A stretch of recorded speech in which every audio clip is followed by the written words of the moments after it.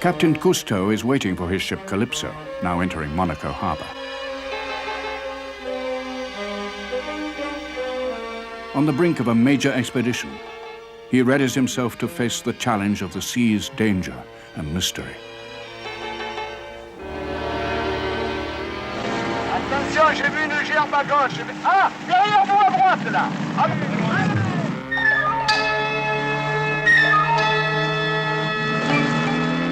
The Calypso crew and I will be undertaking a series of voyages of exploration and discovery in all the seas of the world. We will endeavor to save magnificent creatures threatened with extinction. We will study the behavior of all forms of life that thrive in the sea.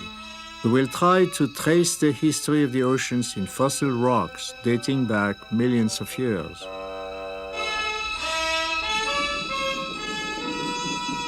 From cages made of plexiglass, we will film life that is sometimes serene, sometimes savage, and always beautiful.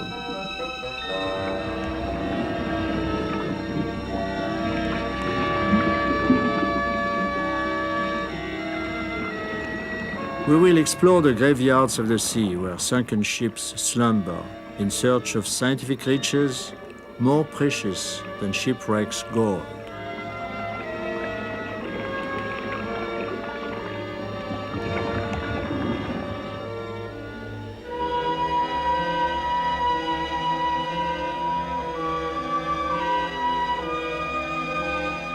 Each time we dive, each time we enter the sea, we learn something new.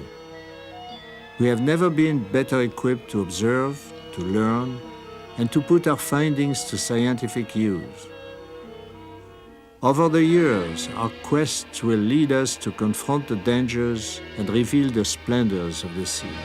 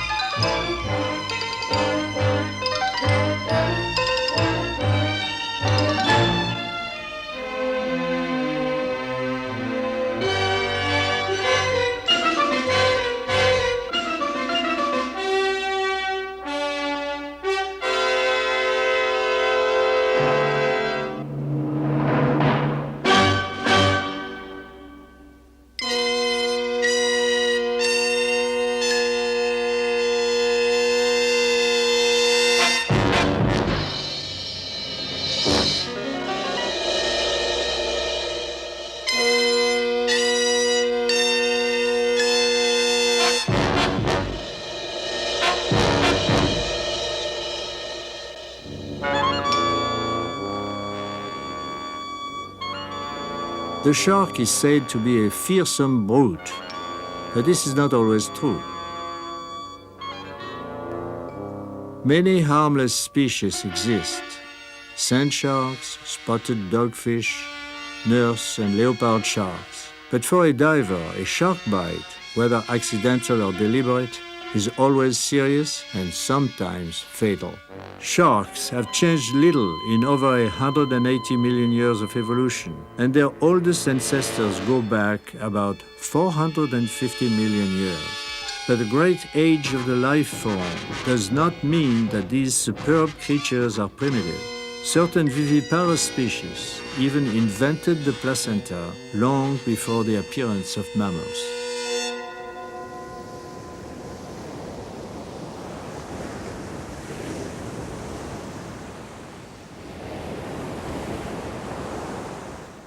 When you are diving and meet a shark, what do? There's no definite answer to that question. There are many kinds of sharks, and each kind behaves very differently according to influences we know little about. Several rows of razor-sharp teeth provide them with a deadly weapon. This tooth, for example, belonged to a very large, dangerous shark of a species still living today. but much larger similar teeth are to be found in sedimentary layers. They are fossil teeth from huge sharks extinct since many million years ago. Divers in their nightmares may dream about such monsters looking probably like this model.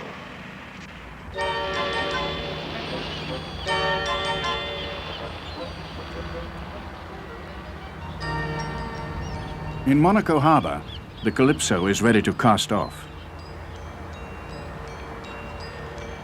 Captain Cousteau will lead her around the world on a voyage of discovery.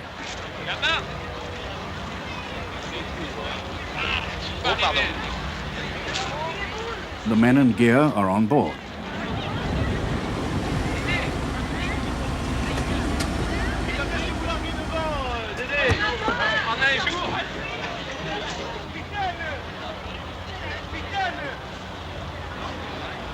Monaco's royal family contributes the last crew member, Zoom, the dog who will become Calypso's mascot.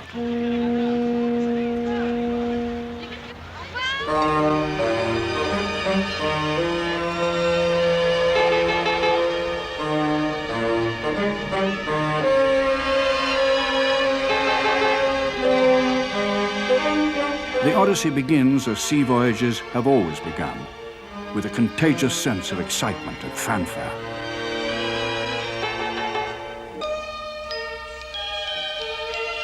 But this is a modern Odyssey, a 5-year exploration of the undersea world, man's last frontier.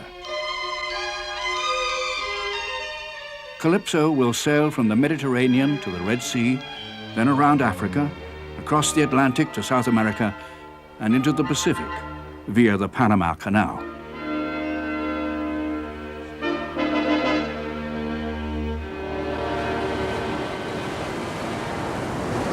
March 10th. Calypso is heading for a small island in the Red Sea where we hope to find sharks. Ok. C'est prêt, ça va aller, Paul? C'est prêt, on a ça va. For all her 400 tons, the ship carries only 28 men. Each must be an expert in more than one field. Divers like Bernard Mestre and Roger Chopian double as photographers and mechanics.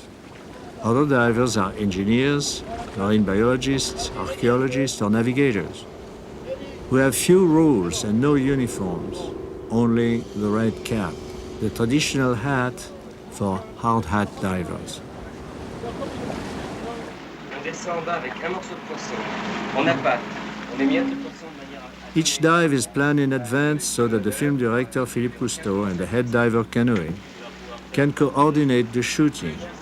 The divers are experienced but young because of the stamina needed to sustain prolonged journeys beneath the sea. The Calypso divers will be using gear specially designed by the Cousteau team. It features a streamlined casing, headlamps for night diving, chest-mounted pressure regulator to facilitate breathing during underwater work, and radio sonar telephone systems enabling communication between divers and with the Calypso. Serge Foulon is wearing the 85-pound aqualung invented by Cousteau, which really opened the world of the deep to humanity.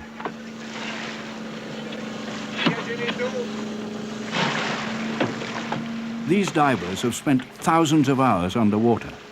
Nevertheless, in shark country, they all feel a twinge of apprehension. A new device gets the divers into the water, the chute.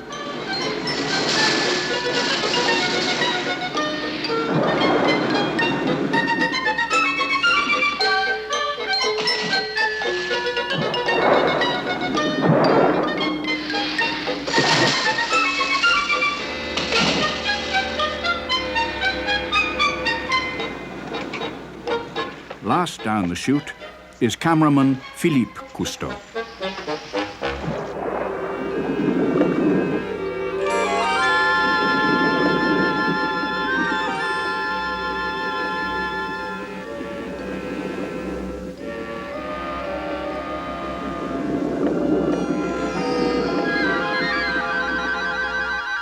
We have begun our search for sharks. We do not know yet where they will come from or what attracts them most. But we are assuming that fish in the process of feeding will create pressure waves that should soon attract shark.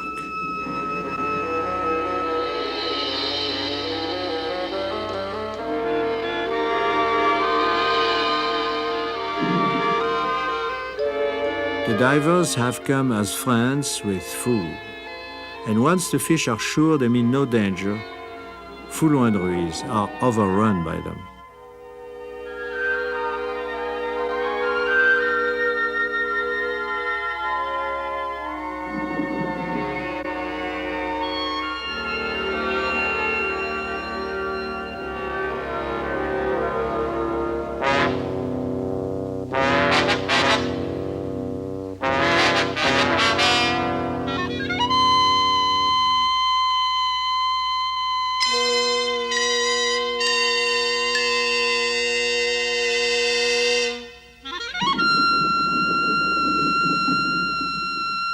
The white-tip shark swimming here does not have a very good reputation. For safety, the divers have shark billies attached to their tanks. The defensive weapon will allow the men to keep the shark at bay. To avoid being attacked from the rear, Foulon and Ruiz form a back-to-back defense.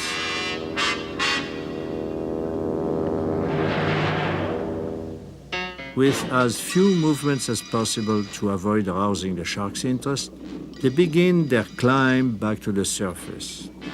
A ticklish maneuver. Once they leave the ocean floor, they are vulnerable to attack from beneath.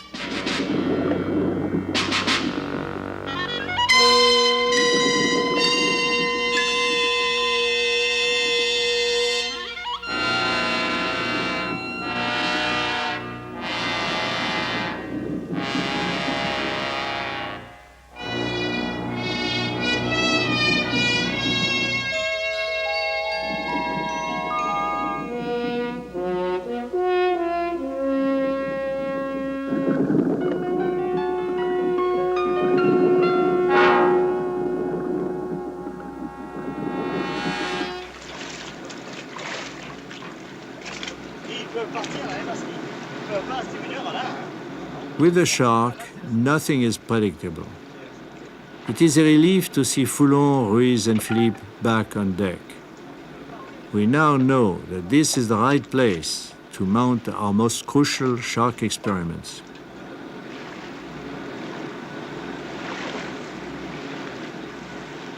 Aboard the Calypso at Cousteau's invitation is an authority on sharks, Dr. Eugenie Clark, an ichthyologist, founder of Florida's Cape Hayes Marine Laboratory.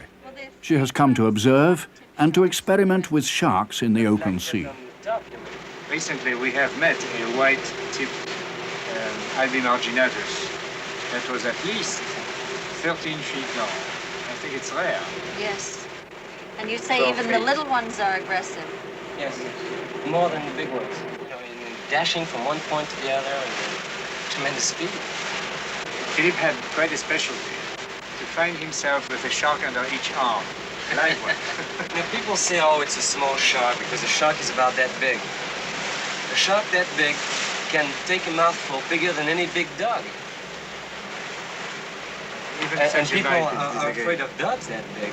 They can take almost nothing. A shark the same size can take a pound of meat. March 25th. Experiments begin. Most specialists agree that sharks are attracted by blood. But if there is no blood, what signals an alien presence to them? Sight, sound, or smell?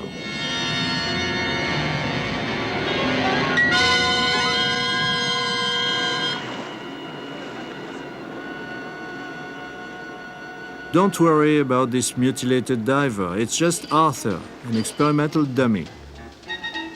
To learn why the shark attacks, we started with Arthur fully equipped and stuffed with rags. He looks like a diver, but he lacks one thing.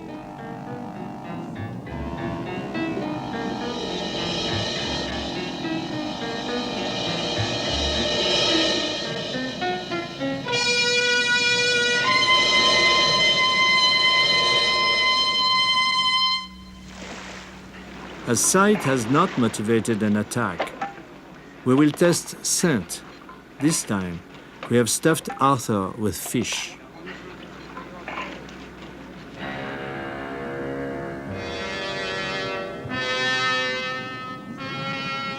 But the animal is always cautious. His brain analyzes all the factors that must be present before he acts. Warily, he stalks Arthur.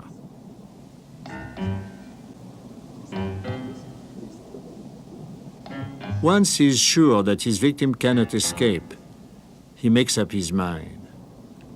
Quick as lightning, he tears off a leg. It's time to bring Arthur back to the surface. In a second, there will be nothing left. This instinctive caution combined with deadly efficiency have maintained the survival of the species for many million years.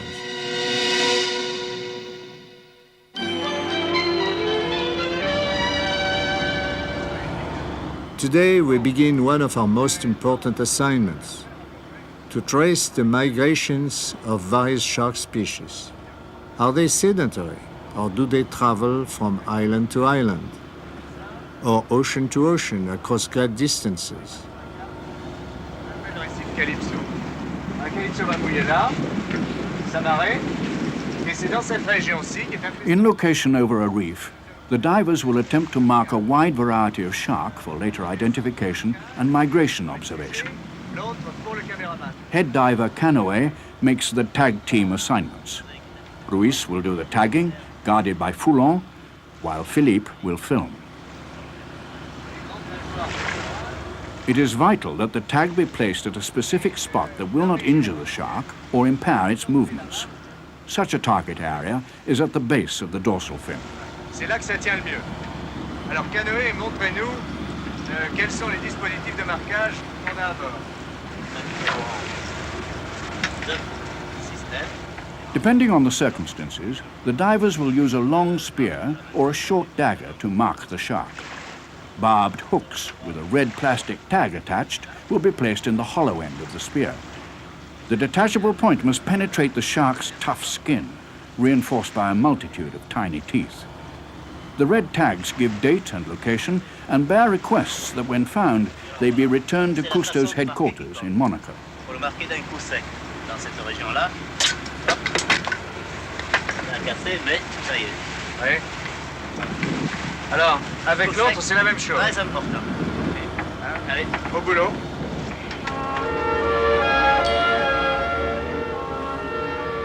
The divers will be working near the surface during tagging and therefore will be most vulnerable. They have been provided with special anti-shark cages to which they can retreat in case of danger.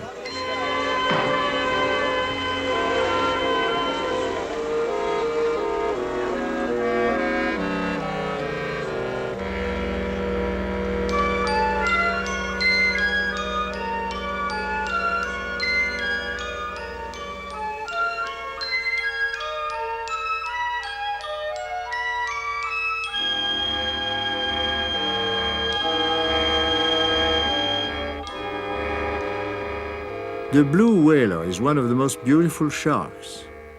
He follows schools of whales, culling the sick, the young, and the defenseless.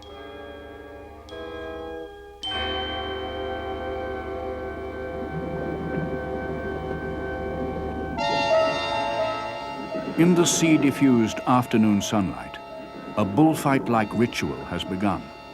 One after another, sharks of different species pass back and forth while a man searches for the right moment to place his banderillo.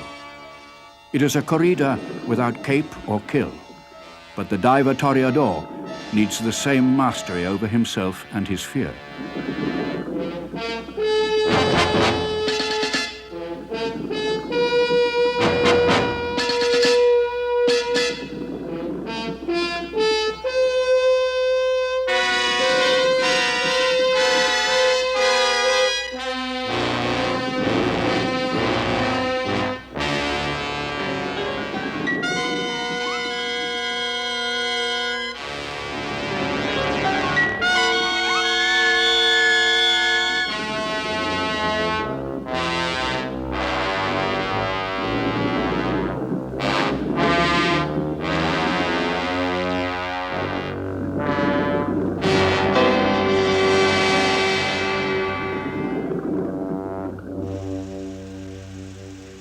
At night, the foredeck becomes a movie theater. It shows films taken by the Calypso, rushed for processing, and then picked up at a prearranged port. A giant grouper, weighing perhaps 250 pounds, was photographed by Calypso divers exploring a shipwreck. The grouper was surrounded by hundreds of tiny pilotfish, a startling sight, for it had long been thought that pilotfish swim only with sharks. The Calypso team proved that they also followed divers. Pilotfish were even found swimming for days in front of the Calypso. The myth of the pilotfish originated in antiquity. It was believed that they led the sharks to their prey and in return were protected by their powerful master. A good story, but not true. The pilotfish actually feed on the scraps of the shark's meal.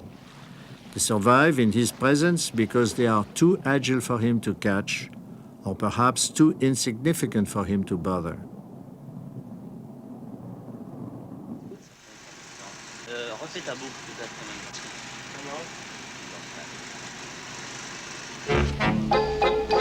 July the 10th, the heat in the Red Sea has been reaching 105 degrees during the day, but water conditions remain excellent for filming. Today, we will fish for sharks to check the effectiveness of our tagging operation.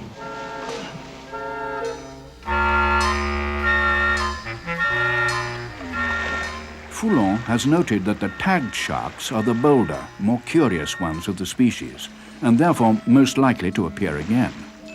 The boldness that brought the sharks close enough to be tagged will probably bring them in after bait.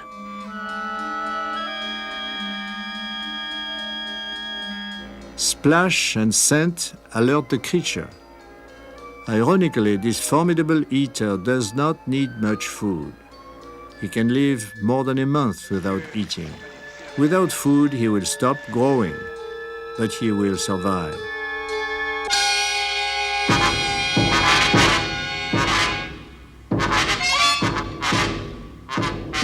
The killer is fragile. His skeleton is made of cartilage. He has no bones.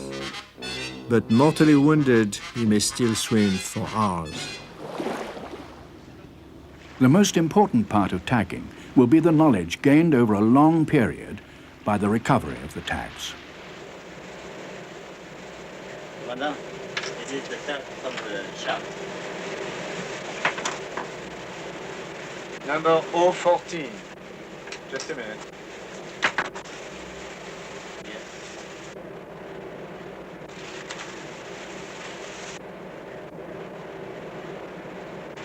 And 3 weeks ago, this was tagged 3 weeks ago, so that this shark is not swimming in the open ocean. He's living there around the reef. It's a sedentary shark. I think it's very important to have proven it. It will take a great many tag recoveries to begin to understand the migrating patterns of sharks.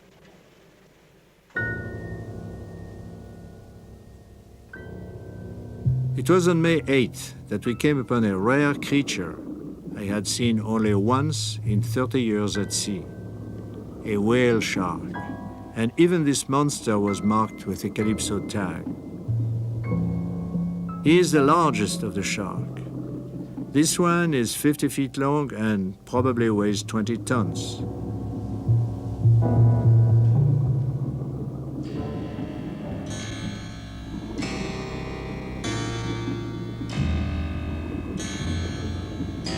Despite his size, the whale shark is the gentlest of all sharks. The only food he will eat is plankton and small fish.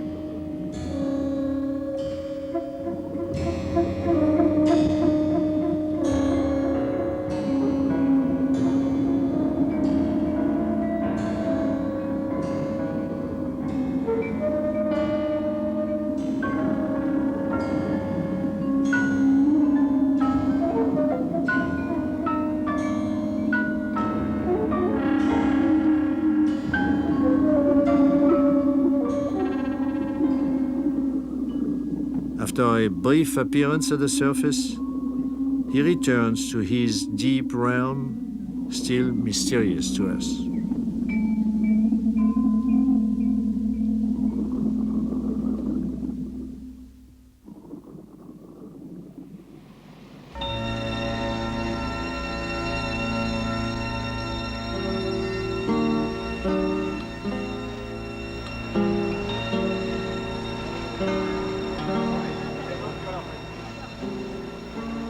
August 20th. A month of sandstorms has clouded the water and made filming difficult. They have passed now, and we will return to shark-filled waters.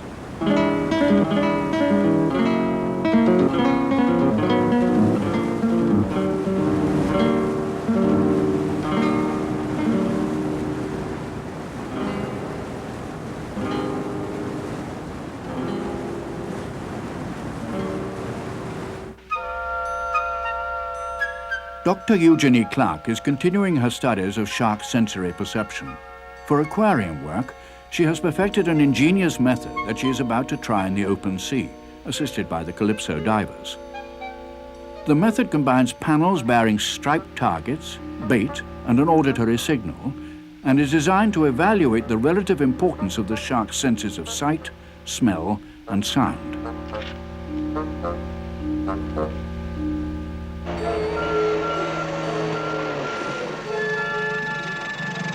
Off the Suakin Islands, the divers working with Dr. Clark, Foulon, Templier, and Dr. Francois are about to set up pairs of targets. One is vertically striped, the other horizontally.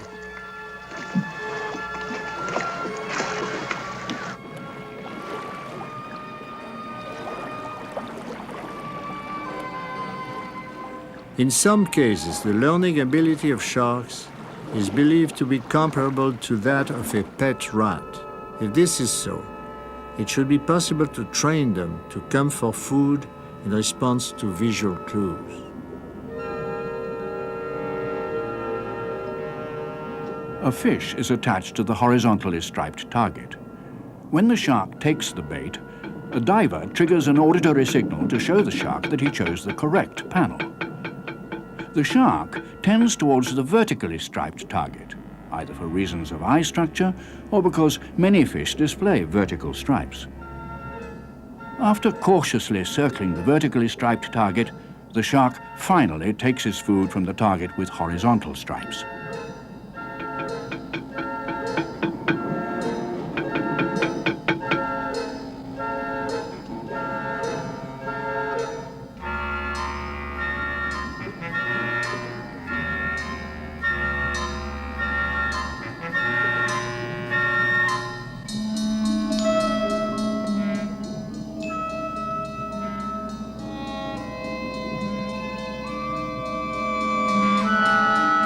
After several weeks of training, the bait will be eliminated and the shark will continue to ask for food by hitting the horizontal target. Our pupil will have learned that horizontal stripes mean food.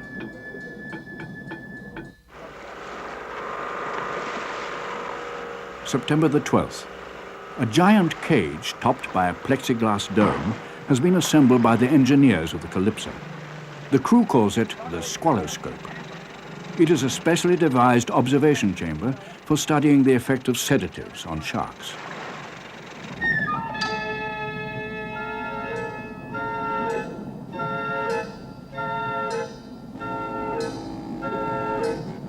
An alien apparition, the squaloscope descends into a peaceful sea. Life will flow around it, through it. Only the shark will be detained inside.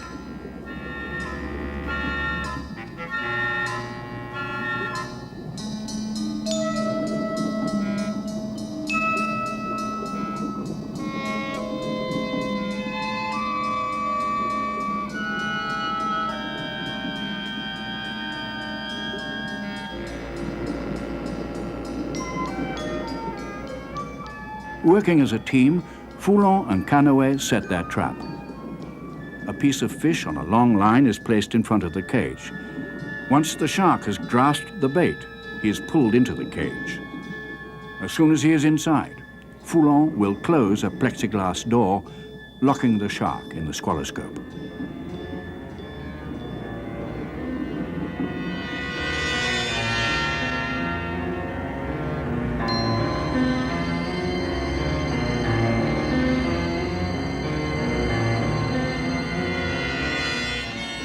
To study a living shark at close range, he must be drugged. The divers are going to perform the first underwater tests on a new tranquilizer that researchers use when marking bears and other large animals. MS-222 is injected into the gills with a giant syringe. Will the tranquilizer be effective? And for how long?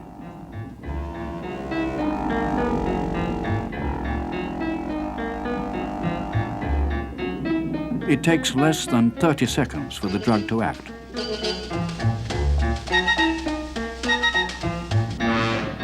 The shark that Canoe affectionately calls Gargantua is momentarily tamed. The divers expected that baiting the cage again would attract other sharks and bring them into the trap with Gargantua.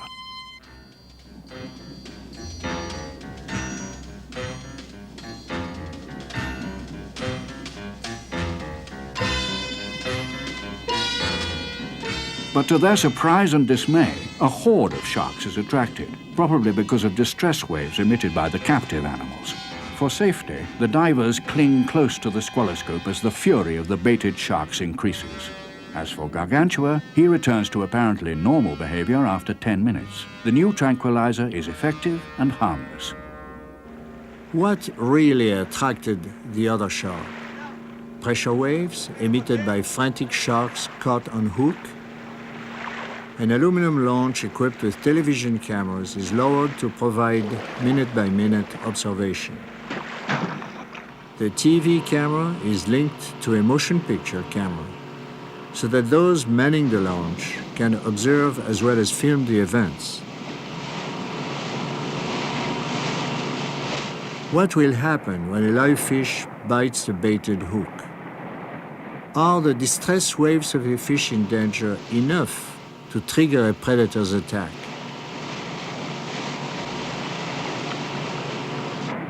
Because the shark's flanks and head are dotted with nerve endings, his whole body is a large antenna wired for the reception of infrasonic impulses, even from great distances. Our scientific trolling does not go on for long. A fish soon strikes at the bait, is caught, and flails helplessly, producing distress waves. Less than 2 minutes later, a shark appears, bites through the steel leader line, and makes off with his prize. The experiment is a graphic illustration of nature's way of recycling sick and dying animals. September 18th. Many myths have been dispelled. We are now sure that the shark sees well, possesses an acute sense of smell, and is extraordinarily well equipped to perceive certain vibrations. Normally, he hesitates to bite a creature whose behavior is unfamiliar to him. Nevertheless, there are hundreds of reports of sharks injuring swimmers. Now we will concentrate on the problem of protection from sharks. With a bait fish, Canoe makes a shark-repellent sandwich. For years, it has been believed that the most effective repellent was copper acetate mixed with a strong dye. During World War II, a packet of shark chaser, like the one in Canoe's sandwich, was given to airmen who might be forced down at sea. It was good for morale, at best.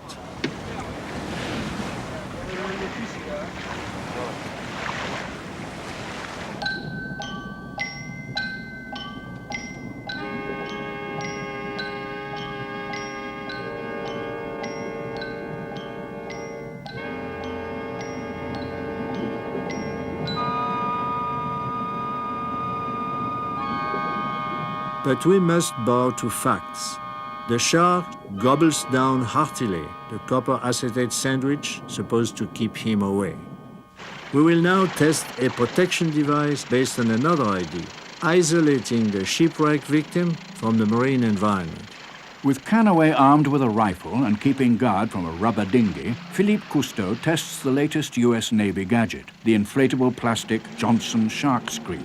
It consists of a life ring attached to a large plastic bag that masks a man's scent and camouflages his body. Cousteau directs the operation as his son, holding onto a safety line, splashes the water to attract the shark.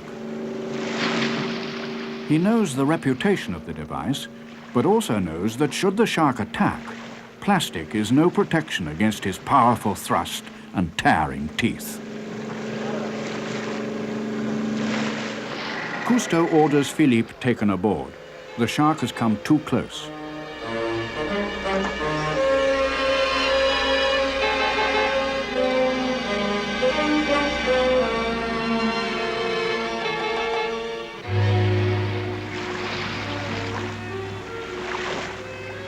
With the divers standing by in case of emergency, Cousteau approves a broader test.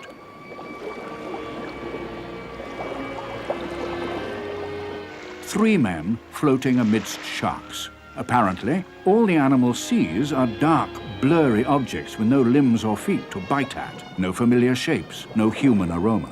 The Johnson screen thus seems to be the only acceptable shark protection system now available.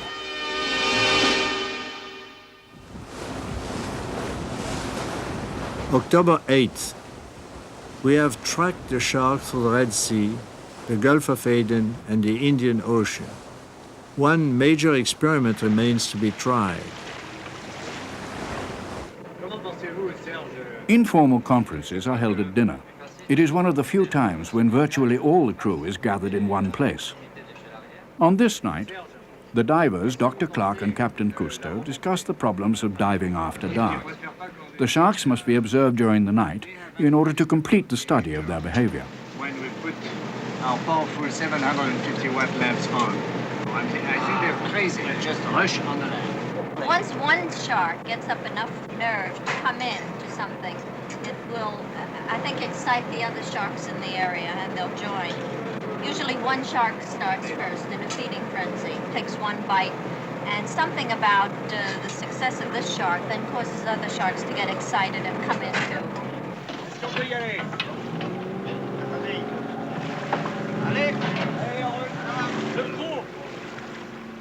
The divers will descend in the wee hours, using strongly reinforced cages. Powerful lights mounted on them make night filming possible.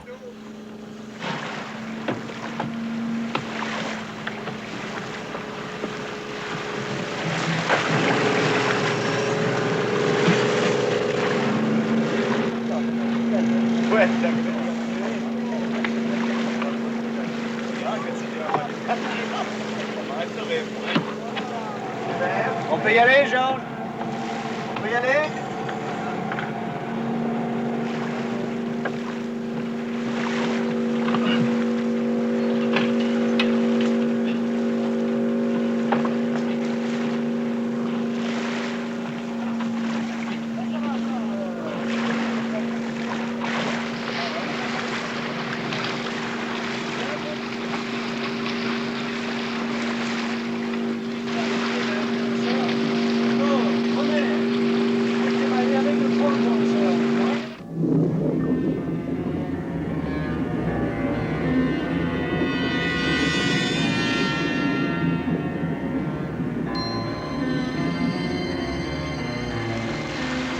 At dawn, the harrowing experiment is still going on, drawing more and more sharks to the vicinity of the Calypso.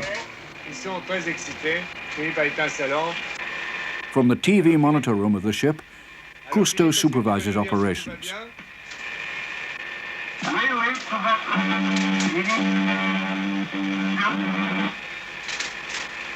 Hola. Et il braque vers la gauche. Attention, un requin va Using the underwater telephone, he maintains contact with the divers. The cage reaches the bottom.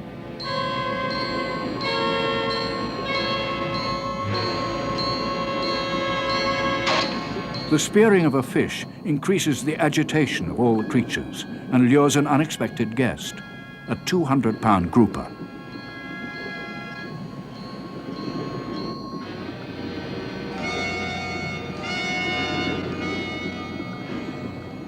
The incident ignites the desired explosion, a full-blown frenzy of sharks in the sea.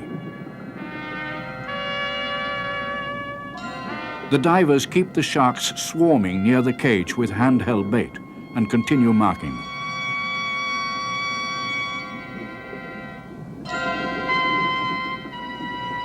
Once again, the boldest sharks are those that have already been tagged. The divers must drive them away to allow others to come close.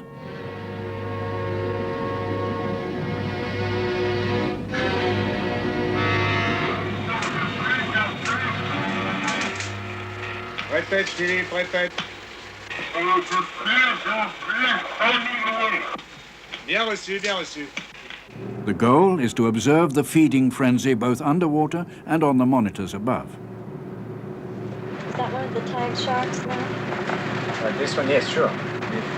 You see the label below the dorsal fin. It's not unusual. We have tagged almost 120 sharks since February. And I think that in this area about 1 out of 3 is already wearing a label on its So back. there's another one.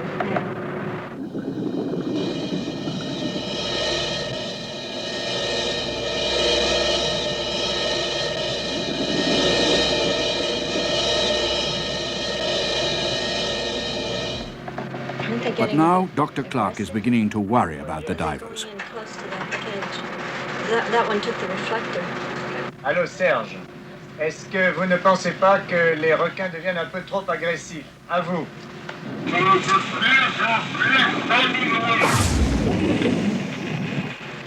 Bon, compris. Compris.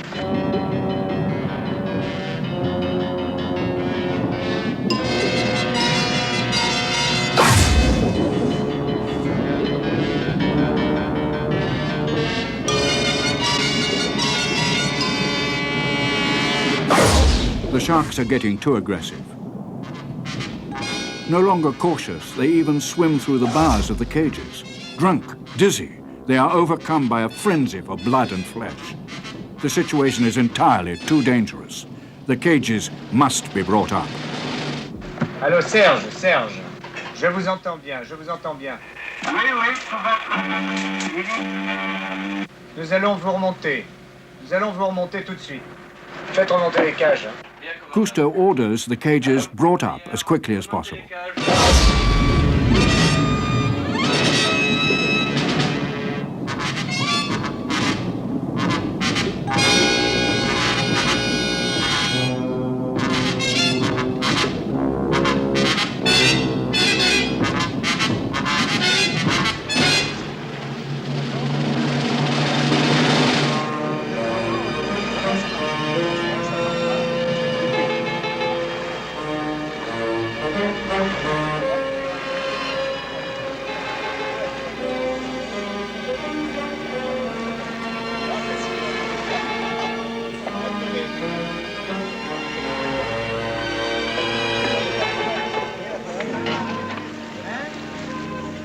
So ends our investigation of the shark. For more than 6 months, we have studied him and often felt endangered by him. Occasionally, he will haunt our dreams, but most of us have come to admire his power and grace. The shark is a splendid beast, one of the sea's most magnificent creatures. For the Calypso crew, the adventure has just begun. The sea holds much more than just cruel and gory scenes. There is incomparable beauty as well.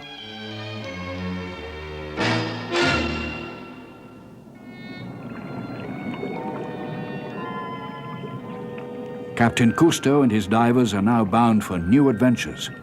The next chapter in the Calypso log will be the coral jungle.